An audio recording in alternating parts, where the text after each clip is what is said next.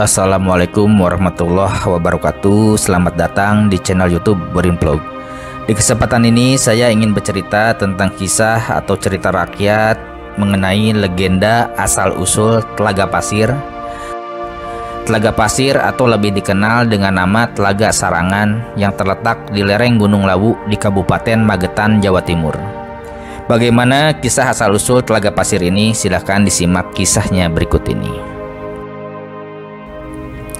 Kiai Pasir dan Nyai Pasir adalah pasangan suami istri yang hidup di hutan Gunung Lawu.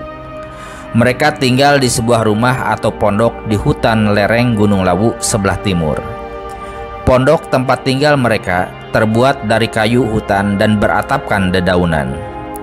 Walaupun pondok mereka sangat sederhana, keduanya sudah merasa sangat aman dan tidak takut akan bahaya yang akan menimpanya, seperti gangguan binatang buas dan lain sebagainya.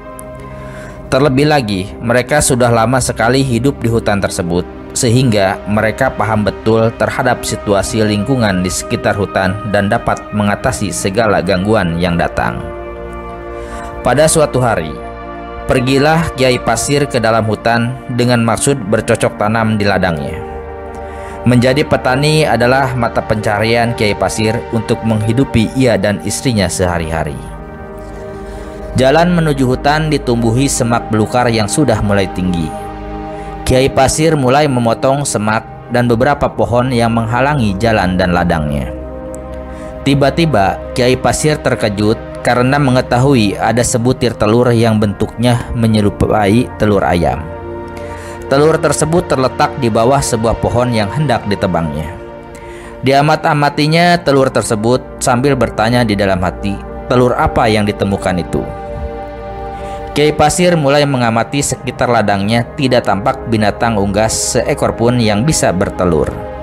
Kemudian Kiai Pasir bergegas pulang membawa telur tersebut dan hendak diberikan kepada istrinya. Setelah sampai di rumah, Kiai Pasir menceritakan ke Nyai Pasir bagaimana ia menemukan telur tersebut, hingga akhirnya dibawa pulang. Setelah berunding, akhirnya kedua suami istri itu sepakat untuk merebus telur temuan itu. Setelah matang, dimakanlah telur itu oleh Kiai Pasir dengan lahapnya. Nyai Pasir pun ikut memakannya sedikit. Setelah merasa kenyang, kemudian Kiai Pasir berangkat lagi ke ladang di dalam hutan untuk meneruskan pekerjaan menebang pohon dan bercocok tanam. Dalam perjalanannya kembali ke ladang, Kiai Pasir masih merasakan nikmat dari telur yang baru saja dimakannya. Namun, sesampainya di ladang, sekujur badannya terasa panas sekali, kaku serta merasa sakit. Matanya mulai berkunang-kunang dan keringat dingin pun keluar membasahi seluruh tubuhnya. Derita itu datang secara tiba-tiba sehingga Kiai Pasir tidak mampu menahan rasa sakit tersebut dan akhirnya jatuh ke tanah. Kiai Pasir sangat kebingungan karena sekujur tubuhnya menjadi kaku dan sakit bukan kepalang. Dalam keadaan yang sangat kritis itu, Kiai Pasir berguling-guling di atas tanah, berguling ke sana kemari dengan dahsyatnya. Hal gaib menimpa Kiai Pasir. Tiba-tiba badannya berubah wujud menjadi ular naga yang besar, bersungut, bercambang dan sangat menakutkan. Ular naga itu berguling ke sana kemari tanpa henti. Nyai Pasir yang tinggal di pondok dan memakan sedikit dari telur yang direbus tadi tiba-tiba juga mengalami nasib yang sama dengan yang dialami Kiai Pasir. Sekujur badannya menjadi sakit, kaku dan panas bukan main. Nyai Pasir menjadi sangat kebingungan. Ia lari ke sana kemari tidak karuan apa yang dilakukan. Karena merasakan sakit bukan kepalang, akhirnya Nyai Pasir berlari ke ladang dengan susah payah bermaksud menemui suaminya untuk meminta pertolongan. Sesampainya di ladang, bukanlah Kiai Pasir yang dijumpainya, melainkan seekor ular naga yang sangat besar dan menakutkan. Melihat ular naga yang besar itu, Nyai Pasir terkejut dan takut bukan kepalang. Tetapi sakit yang dirasakannya semakin parah. Nyai Pasir tidak mampu lagi bertahan, kemudian jatuhlah ia ke tanah. Nyai Pasir mengalami hal gaib yang sama seperti yang dialami Kiai Pasir. Setelah jatuh ke tanah, badannya kemudian berubah wujud menjadi seekor ular naga yang besar, memiliki sungut bercambang, giginya panjang dan runcing, dan sangat mengerikan. Kedua naga tersebut akhirnya berguling-guling ke sana kemari, menggeliat-geliat di atas tanah ladang tersebut.